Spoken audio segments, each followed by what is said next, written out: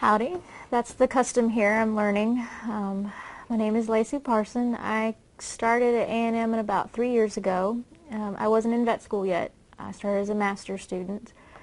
Before that, I was at Texas State University, a very small college, but I really love it. I'm glad I went there. I learned a lot. And then before that, I went to my little podunk high school, as we call it, Brownwood High School. Definitely a country girl. I lived in a small town, not a lot of money. My parents were broke. So I went through a lot to get here. I really enjoyed it. I think whenever I was a kid, my parents knew before I did that I wanted to do this. And they pushed me as hard as they could, whether to be a veterinarian or a musician or an exotic traveler. I always wanted to do that too, and I got the best of both worlds when I came here. While in high school, I was all about music and a couple animals here and there. I did love them, went to a lot of volunteer facilities, really enjoyed that. And I found out younger than I thought, this is something that seems like it's right for me. Well, then about the time I graduated from high school, I decided, I need to see how college goes for me. I worked hard, got some scholarships because parents couldn't pay for it, and I wasn't lucky enough to have beneficial donors. So I worked really hard and went to my teachers, and they helped me get where I needed to be today. And when I got to college, I found out that there's so much you can learn, and it helped me get through veterinary school as I am right now, actually. If it wasn't for some of the courses I took, which one was animal science, that is a huge help if you want something that'll give you a good background if you decide to do large animal or just any type of different exotic type animal. It's really helpful. When I was in college, I knew veterinary school was going to be difficult. I had some friends that went there, and they warned me. It's like it's difficult. You need to be ready for it. It's not like anything you've seen before. It's going to come at you every which way it could possibly come at you, with every kind of book, every type of lecture, every type of personality, and you have to all blend them together and get used to everybody you're sitting around with. And I enjoyed meeting so many personalities when I got here to interview, and I found out this was the vet school for me. And that's the big thing, the biggest advice I could give is for vet students is to find out the type of vet school that you want to go to. Do you want to do actual live animal dissections? Do you just want to do book work and then get out and do it later? Every vet school is different. So get to know your vet schools when you do apply and when you think you want to do it, because each vet school has its personality. Here it's a little bit more laid back, but it's also very intense with its education, and they want you to get a very broad spectrum of everything, which I actually enjoy because I like every type of animal.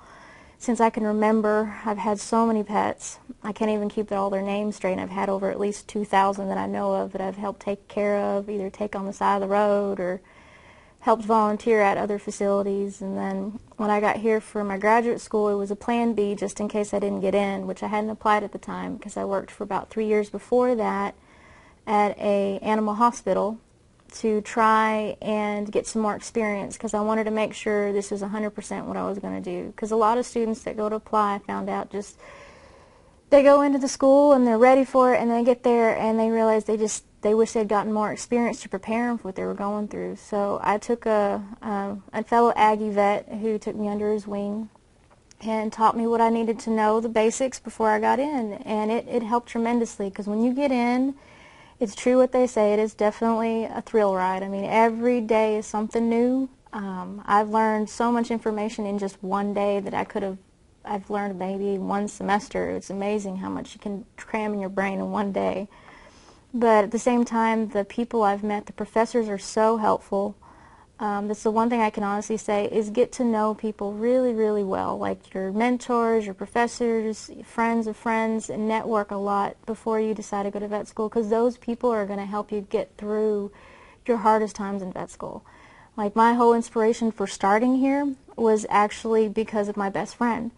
Whenever I was about, I think my 3rd year at a hospital I used to work called Banfield, a dog had a seizure, and my best friend has the same exact type of seizure. So when the dog passed away that day on the table, it was a really hard time, because it realized, this could be my friend someday. So I decided to go into research and do lab animal medicine, because that's where the best basics were, and I've been still working on it while in vet school. So it's possible to do a master's and vet school. It's difficult, but it's possible if you want to take a different route like I did, and a lot of people do. Some people come from all over. I'm a lot older than most. You know, most start around their early 20s. I started late 20s, so you can start at any time, and it doesn't matter your age. Honestly, you'll have so many different people you'll meet. The age don't make a difference. I can honestly say that's the truth. My favorite part, though, is when you get in. It's an experience that you're euphoric, you can't help but be happy. Everything is just in front of you, and you go through that first year, and it's tough. I went through a lot of professors to help me, and don't be afraid to ask questions. They love questions. Do that every time you get a chance. Meet people, talk to people. It'll help you get through communicating when you get to veterinary school, because that's a big part of your thing you're going to be doing is communications. So try and get to know other people. Try to figure out how to strike up a conversation, because that's the huge part of where your experience is going to come from, is learning from other people and not just from working on animals.